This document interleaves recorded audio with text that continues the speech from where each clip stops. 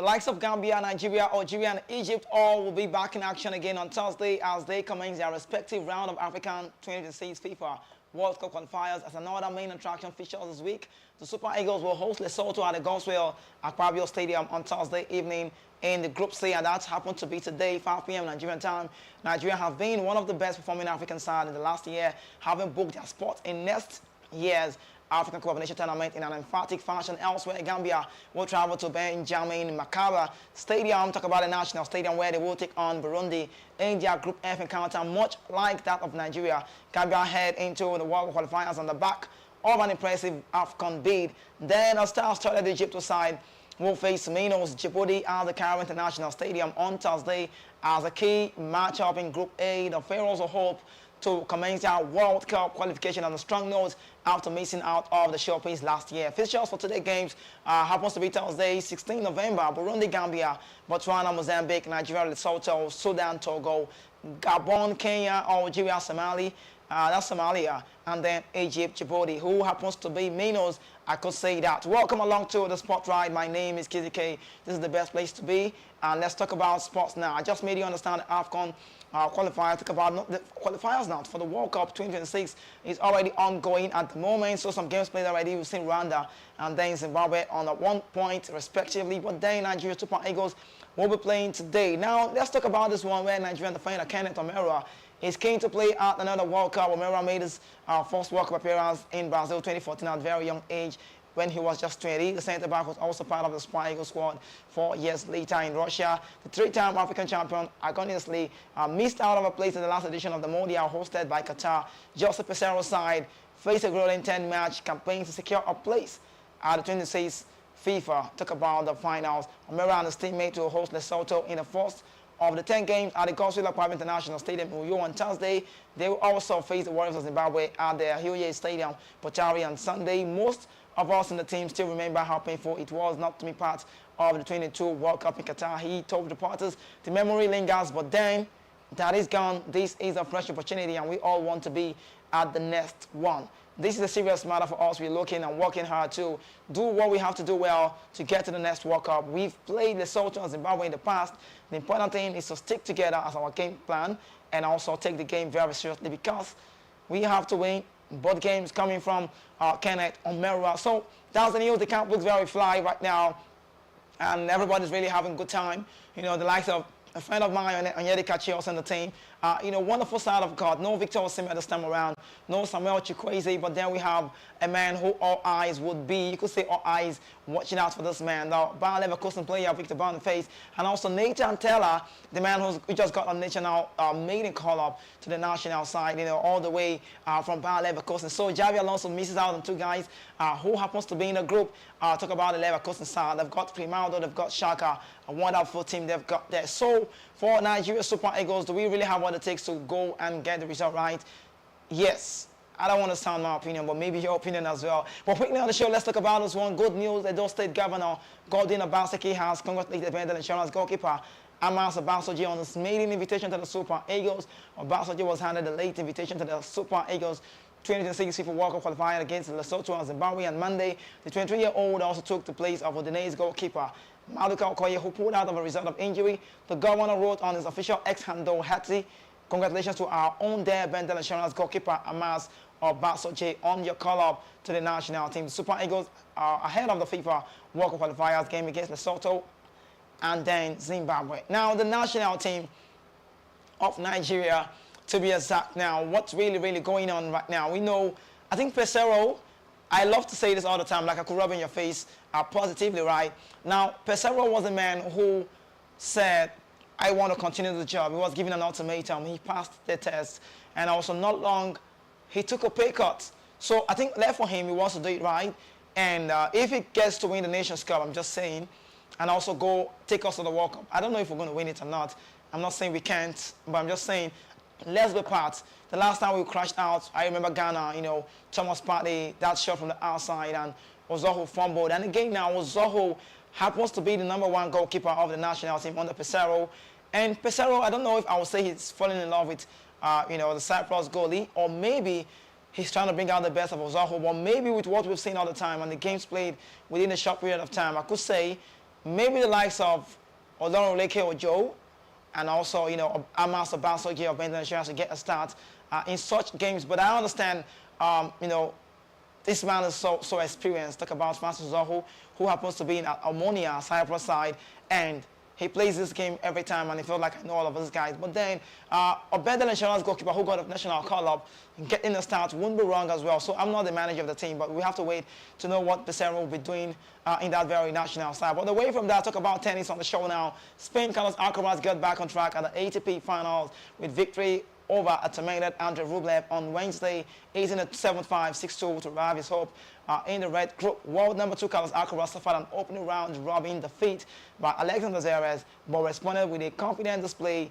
albeit against an unraveling Russian. Rublev managed to hang on the first set, but wavered at 5-5 when he dropped to serve. Alcaraz then claiming the opening set with a comfortable hold, and things deteriorated rapidly for Rublev when he dropped serve at the start of the second set. He slammed down with the racket after handling Alcaraz a break point, and when he then blazed a shot wide, he repeatedly smashed his racket into his leg. The Turin crowd gasped, and also an emotional Rublev had a white blood on his knee during the changeover. Alcaraz took complete control of the game. After with that, Rublev seemingly played against the Spaniard and himself. The contest reached its predictable conclusion in a little more than an hour. Later on Wednesday, Germany's Zverev also can guarantee a semi-final place if he beats Daniil Medvedev, with both players looking to follow up their opening victories. In the next one, I've got Formula One. Formula One Saturday night spectacular in Las Vegas, maybe the most hyped Grand Prix of all time. But Red Bull triple world champion, the Dutchman, the Orange Man, Max Verstappen, has a job to do, and he will not be distracted, even if the casinos and hotels of Sin City and its famed strip grab most of the limelight. The Dutch Mountain 6-year-olds still have a milestone to pass on records to break in the most dominant of season. Victory in Nevada would be the 53rd of his career, equaling the tally of four-time world champion Sebastian Vettel and lifting Verstappen to join third in the all-time win list. Only Lewis Hamilton 103 and Mike Schumacher 91 have one more. It will also be recorded as standing 18th from a single campaign, with one more race to come in Abu Dhabi for the following week. Now moving on, season record of podium points and laps led by half to be adjusted. A 20th win in the season for Red Bull would also be a record, with the team currently tied with Mercedes, who won 19 races in 2016. Max Verstappen, who clinched the Histed title in Qatar last month, will be favourite again if many questions remain to be answered about the track layout, low temperatures, surface conditions, and then timetable. Qualifying for the race starts at midnight on Friday, with the race at 10 p.m. on Saturday, the latest start in Formula One history, and one designed to show up the new lead city skyline to a maximum effect. Moving on, talk about Japan now. Japan suffered a blow on the eve of World Cup qualifying, with Brighton winger Kaoru Mitoma ruled out with injury. The Football Association said on Wednesday the 26-year-old scored 7 goals and 18 appearances for his country and emerged as one of the most exciting attackers in the Premier League. But coach Hajime Moriyasu must do without him when Japan begin a long road to the 26th World Cup at home at Miami on Thursday, followed by Syria on Tuesday in Jeddah. The Japan Football Association did not reveal the nature of the injury. Mitoma Kaoru came on the second half substitute in a Brighton 1-1 home draw against Sheffield United at the weekend. And it's a blow for the Brighton side, who have been struggling. Kaoru Mitoma not long was given a Porsche car, and he's been given twice, having won the Player of the Month for the Brighton side right there under the Zerbi. And great team. I think they're also making way for himself in that very team, replacing Moise Caicedo. But then let's talk about Lazio, where Lazio veteran Pedro has expressed his desire to end his career with Barcelona. Recall that Pedro left Barca for Jose Mourinho's Chelsea before finding himself back in Italy again. He told reporters, "I would like to finish my career at Barcelona. If Xavi called me, I would get on a quick flight, and before he could hang up, I would be there." But it's difficult in recent years. I've spoken to many people with Xavi, with Laporta, and I've tried to get back in one way or the other, but it's very complicated. There are many factors, and especially my age, but I would love it. It will be a perfect end of my career, being able to retire here, and will be a spectacular. But since I see it very far, I don't think about it. A quick, versatile, intelligent, two-footed forward, Pedro usually plays as a left winger, although he's capable of playing on either flank as well as in several other positions in both attack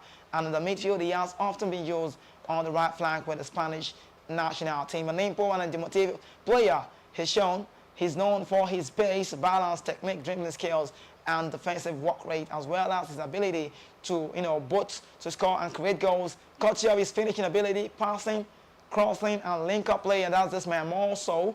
Moreover, he's known for his ability to make runs in behind opposition defense from the flank or drive forward, which makes him an attacking threat on the counter-attack. Talking about Pedro, I respect so well. Former player of Chelsea, and he's seen it all. He's won the World Cup.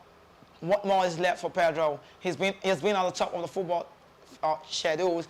We know him. We know what he can do, and it has to do with Pedro, a Spanish international. But let's talk about this one quickly on the show, where Liverpool forward Diego Jota has revealed his admiration for Al-Nassr captain Cristiano Ronaldo, saying he has always looked up to him for inspiration. Jota pointed out that Ronaldo continued to perform at a high level even after reaching the age of 30, scoring over 200 goals for both club and country during this period. Now, moving on, yes, he's a great player. I love to see you have a lot of energy when you're young, but you still make, a lot of mistakes, and you always learn with experience. Jota said, as quoted by a reporter, I always look up to Cristiano Ronaldo, for example, and I think he has scored more goals since he has been over 30, and then before he was 30, so that shows, well, it's adorable. Now, it also means if you're 26, you can be away from your prime, and that's what I expect, and that is why I work for as well every day. Jota, whose true surname is Silva, chose to use the name Jota to distinguish himself from other players named Jogo and Silva in the youth academy. Jota is also the Portuguese pronunciation of the letter J, making equivalent to calling him Jogo Jota. Jota is also a avid gamer, and as of 6 February 2021, he was ranked world number 1 on the FIFA 21 Championship leaderboard. He also has his own eSport team known as Jogo Jota eSport, and regularly stretched on Twitch. And that's for Jogo Jota. During the lockdown, during the COVID-19 pandemic, he took part of the invitation series of FIFA matches run by the Premier League, eventually beating future teammates Trent Alexander-Arnold in the final of the competition. Jota and his wife, Rudy Cardosa, has a son in 2021 and happens to be a real recognized real for Diogo Jota.